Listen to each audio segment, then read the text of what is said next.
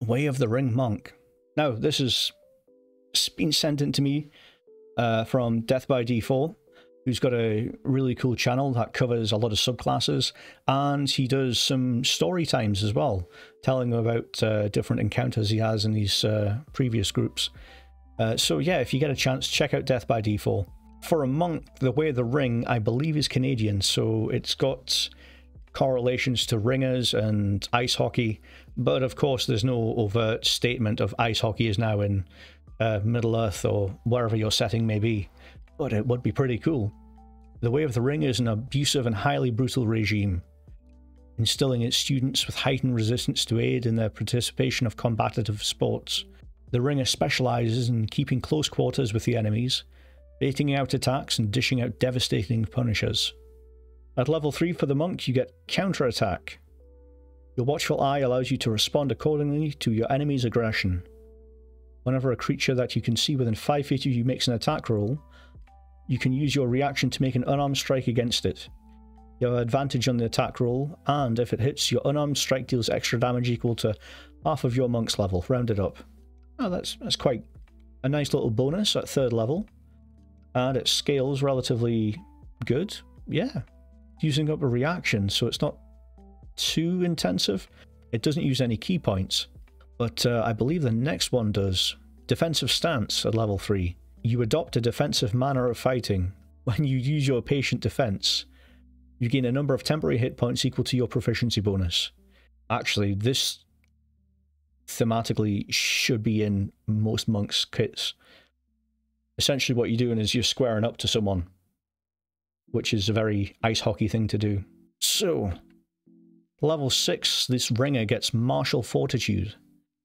Your stance now provides you with ample protections. When you have temporary hit points, you have resistance to BPS. Ah, that's actually really cool, because it forces you to try and cooperate with your wizard to get aid, or a bard, or someone that can provide you with temp hit points. And I can see this having great synergy with the chef.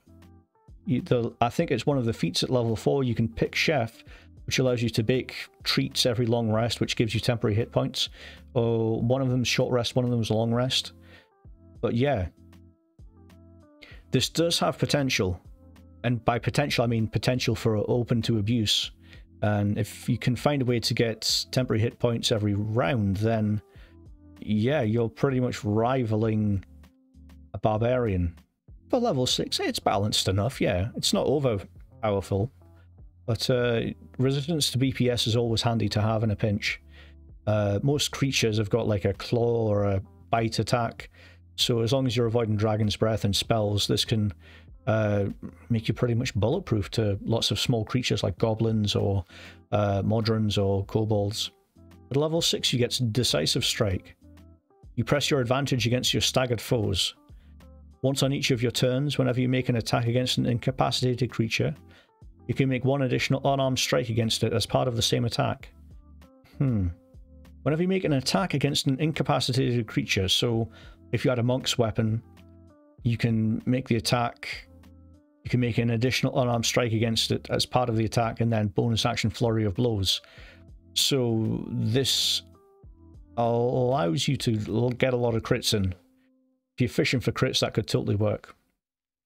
Tying it to the action is good, especially for level 6, because a lot of other martial subclasses and martial classes get 2 attacks at level 5, so this would put it on par with it.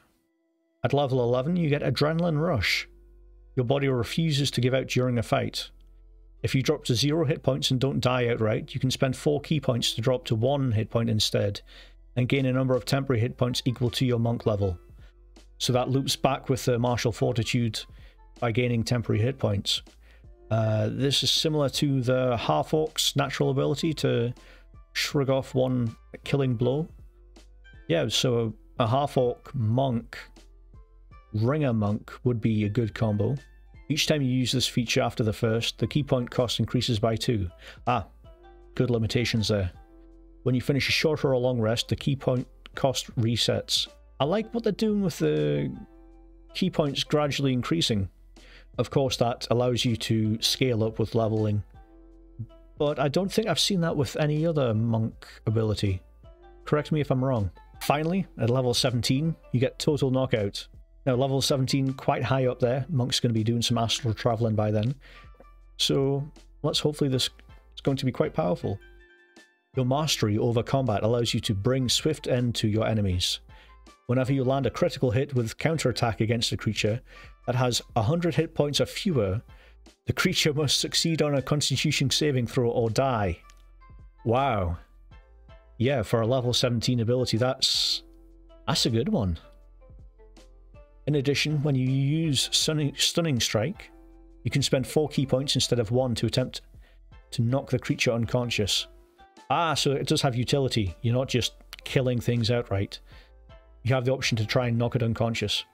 Yeah, so there's a real narrow window for actually landing a crit using counterattack. So yeah, it's like a 1 in... I'm not good at mathematics, but there's a slim chance of this coming off. But if it does come off, then you're down in a creature with 100 hit points. It almost feels like a Chaos Sorcerer or something like that. Or trying to get Divine Intervention as a cleric. Do you know what? I would be tempted to try and lace this through some of the lower abilities, but have it at a lower hit point threshold. So if you have 10 hit points or less, then there's potential to kill it. If there's 50 or 100, I think that's okay for scaling. But yeah, overall, this is a cool monk subclass. What would it be competing against, though? That's the main question.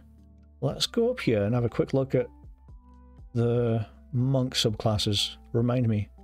Way of Mercy, that's the healing one. Yeah, you can heal or harm. Way of Shadow, you'd get like invisible and teleportation. Ascendant Dragon. Oh yeah, the one from Fizban's Treasure of Dragons. That's something we should try and cover in the future, because I only covered that when it first came out in the Unearthed Arcana. So yeah, it does have some really cool other subclasses to compete against. Way of the Ring. Go check it out over at Death by D4's Patreon.